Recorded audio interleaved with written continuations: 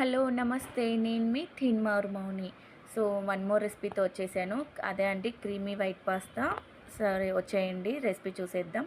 First అయితే pan పెట్టి pan కింద మంట పెట్టేసి ఏవైతే మీరు వెజిటేబుల్స్ రెడీ చేసి పెట్టుకుని అవన్నీ టోస్ట్ చేసుకొని, నా దగ్గర అయితే గోబీ క్యాప్సికమ్ ఉన్నది.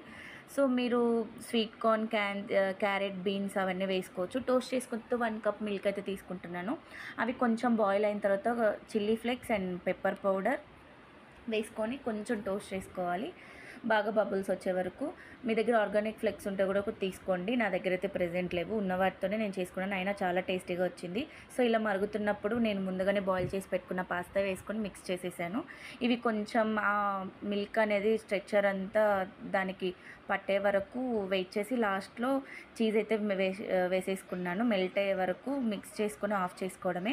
టేస్ట్ అయితే సూపర్ ఉంటుందండి, ఒకసారి ట్రై చేయండి. అండ్ ట్రై చేసి ఎలాగుందో కామెంట్ చేయండి.